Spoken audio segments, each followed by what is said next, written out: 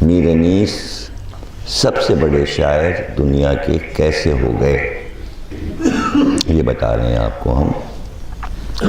اس کی وجہ یہ ہوئی کہ آج سے 2-2.5 برس پہلے، یعنی حضرت عیسیٰ سے پہلے،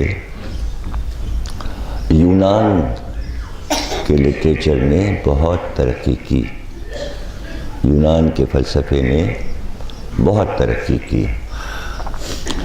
اور سقراط اور اس کا شاگرد افلاطون اور پھر اس کا شاگرد ارسطو، انہوں نے وہ کمالات دکھائے کہ آج سائنس اسی بنیاد پر کھڑی ہے، اور لٹریچر یعنی بہت سی چیزوں کے یہ لوگ بانی ہیں یونان والے۔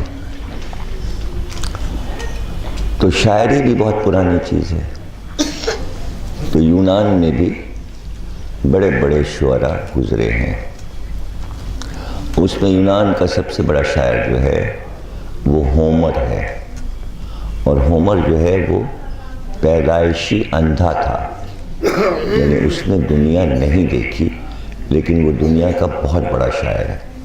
گونگا پارک دیکھا ہے آپ لوگوں نے؟ کہاں ہے؟ کہاں ہے گونگا پارک؟ تو کیوں مشہور ہے گونگا پارک؟ ہاں، نواب صاحب گونگے تھے، ممتاز الدولہ گونگے تھے، اس لیے وہ گونگے کا پارک ہو گیا، وہیں ان کا محل تھا۔ تو ہومر جو ہے وہ نابینا تھا، لیکن وہ سب کچھ دیکھتا تھا، جبھی تو شاعری کرتا تھا،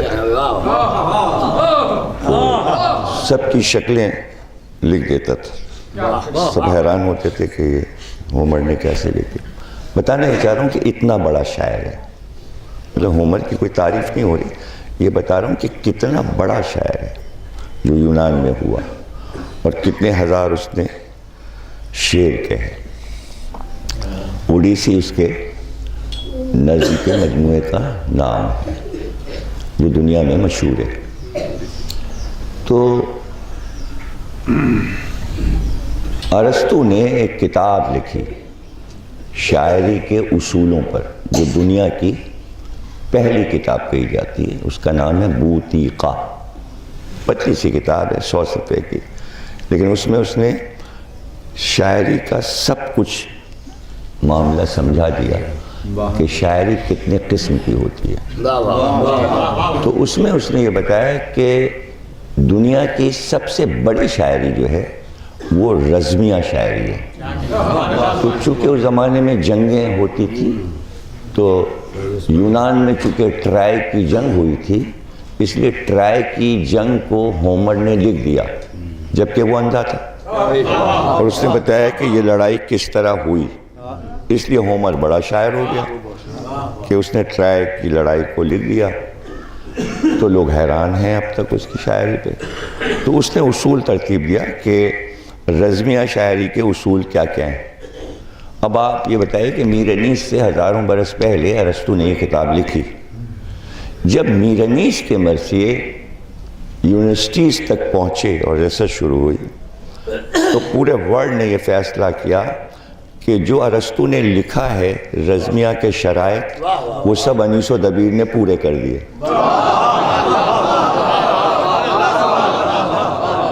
وہ سب پورے کر دیے، اس لیے رزمیہ شاعری میں، یعنی آپ یہ دیکھیے کہ جہاں ہندوستان میں پرانی شاعری جو تھی وہ بھی رزمیہ ہے، یعنی رزمیہ سے ہی بات شروع ہوتی ہے، یعنی مہابھارت جو ہے وہ لڑائی ہے، صرف رامائن جو ہے وہ بزمیہ ہے، لیکن مہابھارت رزمیہ ہے۔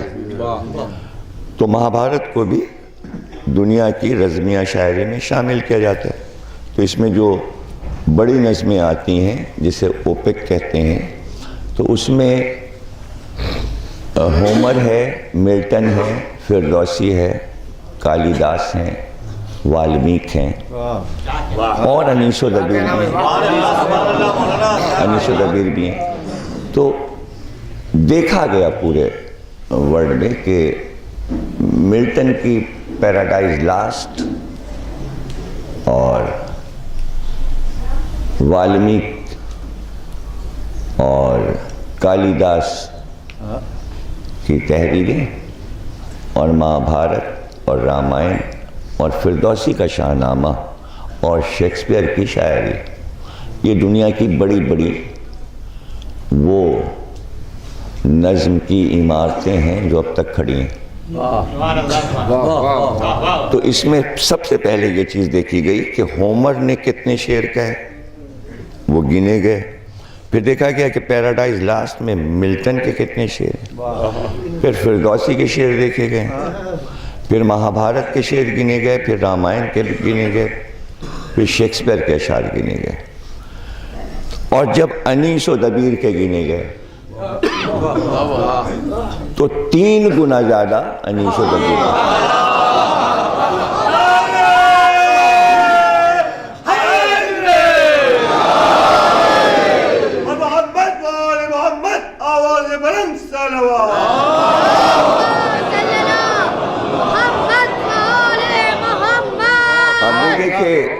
فردوسی کے اشعار 60,000، لیکن انیس کے 3 لاکھ، دبیر کے اس سے بھی زیادہ اشعار 4 لاکھ 5 لاکھ۔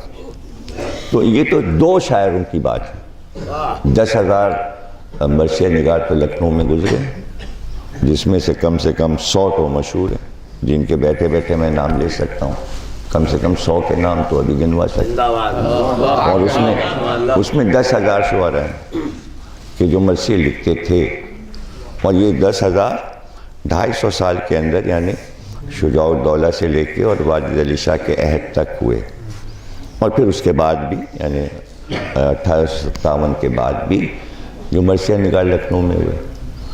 تو اگر ان سب کا خزانہ ایک جگہ جمع کیا جائے تو دنیا کی ہر زبان کی شاعری ایک جگہ کر دی جائے تو وہ سمٹ جائے گی، اور لکھنؤ کا یہ خزانہ اتنا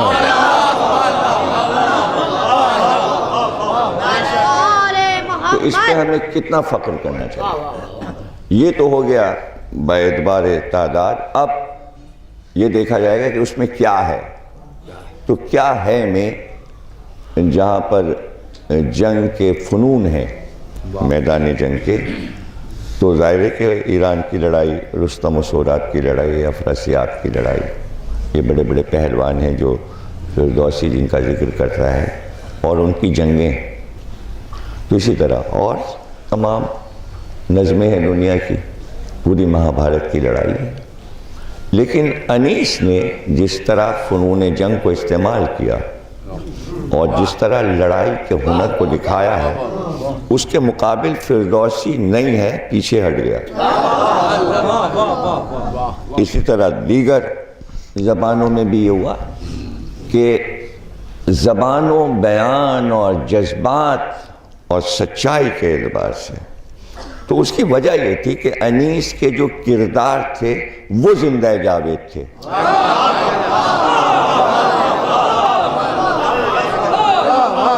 اس لیے انیس کے لفظوں میں روح پیدا ہو گئی، روح پیدا ہو، اور چونکہ وہ زندہ ہیں اس لیے انیس کے لفظ بھی زندہ دبیر کے لفظ۔ ہر شاعری کا کردار مر چکا، یعنی رستم کا وجود نہیں ہے، اب سہراب پایا نہیں جاتا، اب دارا پایا نہیں جاتا، حسین ہر جگہ موجود ہے۔